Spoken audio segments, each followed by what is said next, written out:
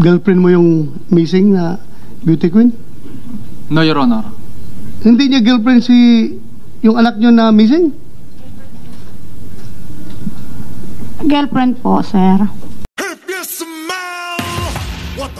Anong papel mo sa kaso nito? Wala po, Your Honor. Kung bakit nandito ka kung wala kang papel? Sinampinahan po ako, Your Honor. Ha? Sinampinahan po ako, Your Honor. Bakit ka sinabinahan? Dahil sinasabi po nila, Your Honor, na driver daw po ni Major De Castro ako. Si DJ. Sir, it was established his participation, sir, when our two independent witnesses saw him supervising the transfer of a unconscious woman, duguan ng ulo, nang isinakay from a red CRV into from a Nissan Juke to a red CRV. He was identified vividly by the witnesses because tinutukan nga sila, sir. Nung dalawang witnesses namin, tinutukan niya ng barel. Anong ginagawa ito? Umalis na kayo dito. And based on the recollection, sir, ng mga witnesses, nandun naman sa statement nila, meron siyang tattoo sa dalawang binti niya, sir. Kasi he was wearing shorts during that time. That was the statement given to us. May tattoo ka? Meron po, Your Honor. Meron. Meron So, po. confirm yung sinabi ng witness. Driver ka ng pamilya ni Yes po. De Castro. Yes po, Your Honor.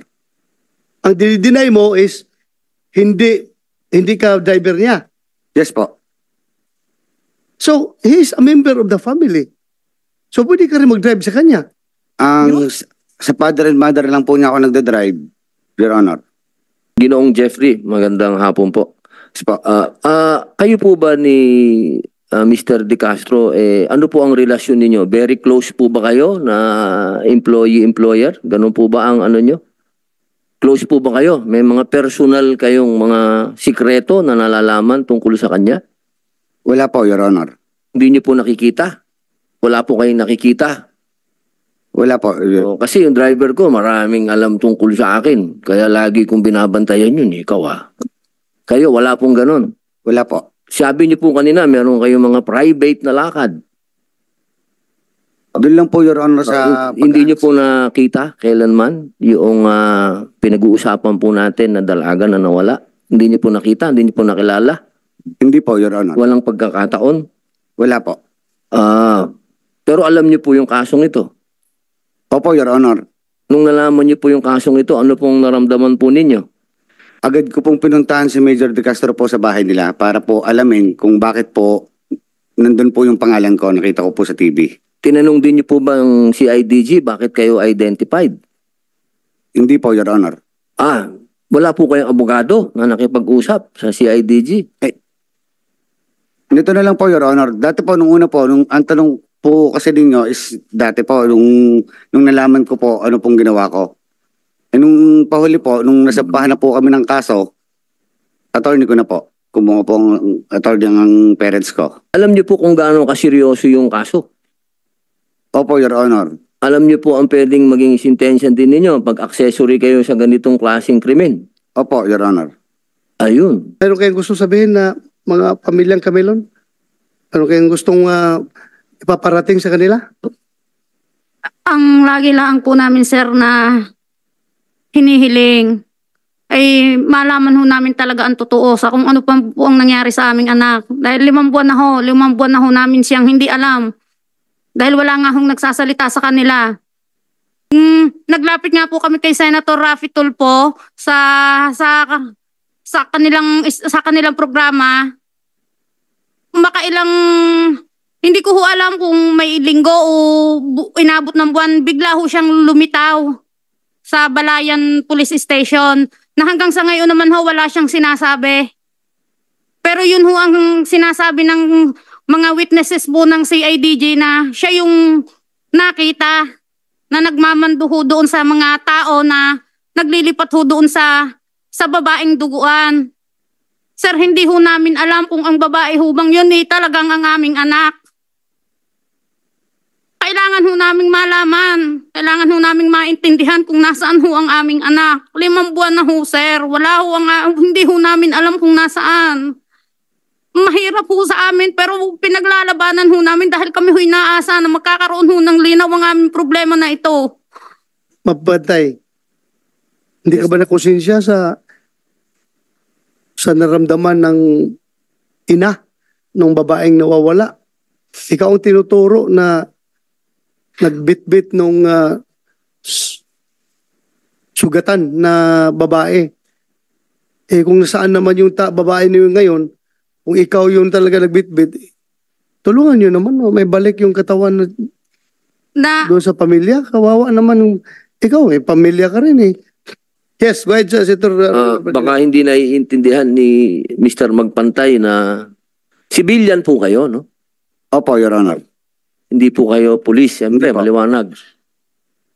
Alam niyo po, kami po ni General Bato, ni Senator Bato, ako po ay dating bilanggo at si General Bato ay dating direktor sa Bilibid. Opo.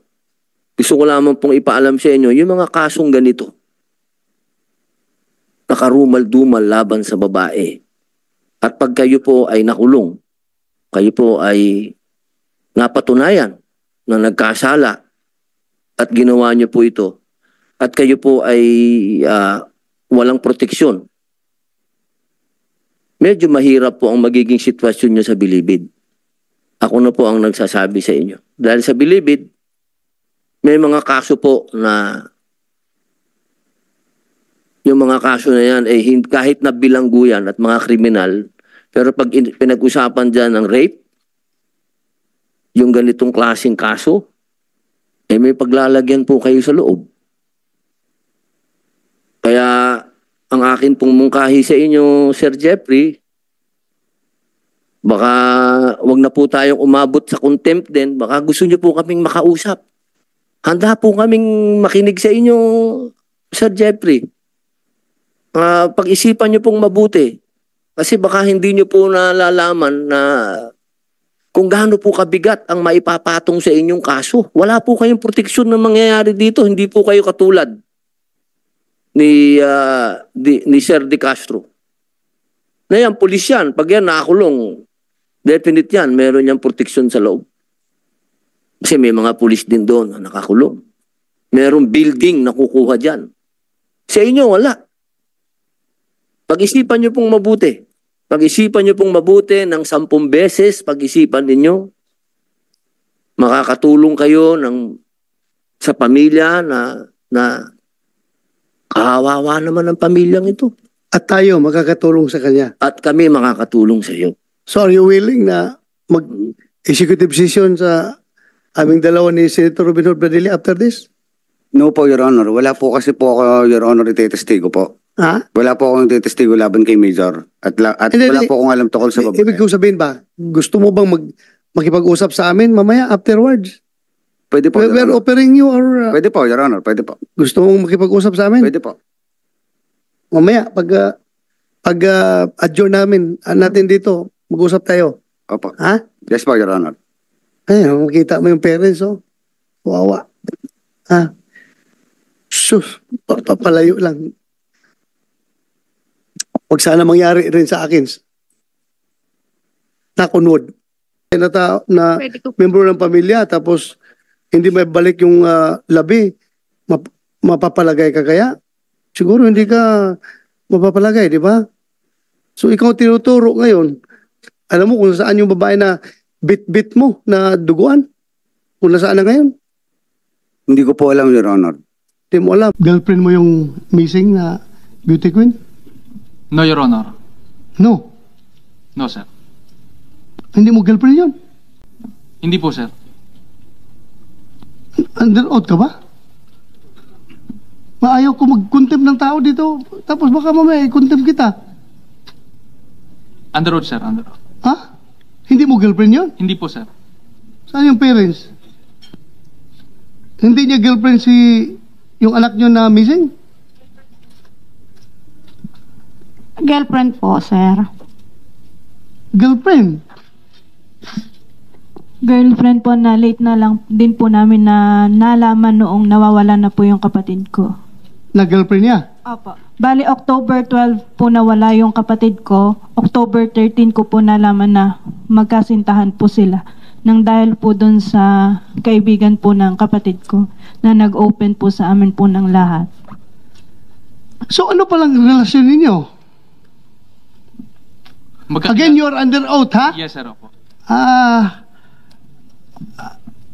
Under oath ka, iho. Yes, sir. Wala Oh. po, sir. Hindi po kami magkarelasyon, sir. Bakit sabi mo hindi mo siya girlfriend? Hindi po talaga, sir. Tapos nawala na lang. Wala po kami relasyon, sir. Makikita naman yun, sir, sa mga affidavit nila, sir, na wala naman sinasabi na kung sino ang karelasyon. Anak ng baka. Wala kaming relasyon, sir. O wala na silang relasyon. Nagsisinungaling siya, sir. Paano ka nakasuhan kung wala kang relasyon? Yun ang allegation nila, sir. Ako daw po yung boyfriend. At ako daw yung nagregalo ng sasakyan, sir. Pero may Anak ng baka. may mga affidavit sila, sir, na hindi nila alam kung sinong boyfriend. Ang sabi nila ay yung sasakyan daw ay binili. Yun lang, Your Honor. NBI. Na-establish ba niyo na girlfriend niya yun? Yes, Your Honor. PNP. Jack Malinaw. Yes, sir. Based on the statements given by the witnesses, sir, may relationship si May Ana. relationship. Yes, sir. So, nagsisinungaling ka sa harapan ko. No, Your Honor. Ha? Hindi po, sir. Anak ng tinawag. Anong basis yung NBI na kapag sabi na girlfriend niya si yung nawala? Mr. Chair, Your Honors, may sworn statement po kami nung close friend ni Catherine Camilon in the person of Vanessa Baracchio. She is an incumbent municipal councilor of Basista, Pangasinan. So, you are an investigator. Yes, Criminal investigator ka ng NBI. yes, Your Honor. Yes, Do Mr. you Chair. believe na girlfriend niya based on the affidavits na nakuha niyo? Affidavits Aside are, from the affidavits, we have photographs of Major De Castro and Camilon displaying affection. Mr. Chair. Jack Malinaw. The same thing, sir. We also have the statements and supplemental statements of Miss Vanessa Baracchio, and also the screenshots of the pictures of the two individual displaying affection, Your Honor. You show cause why I don't cite you in contempt before this hearing, before this committee. De Castro. Your Honor, nagsasabi po ako ng totoo. So yun lang, totoo lang sasabi mo. Yes, Your Honor. Ha? Wala kang ebidensya na hindi kayo boyfriend. Hindi mo siya girlfriend. Wala kaming relasyon, sir. Wala. Wala kayong po. relasyon? Wala po.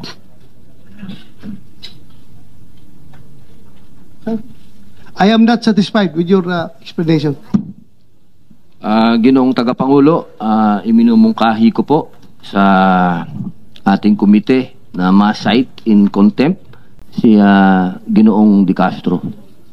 I so move, Mr. For lying. Chairman. Opo. Or lying before this committee.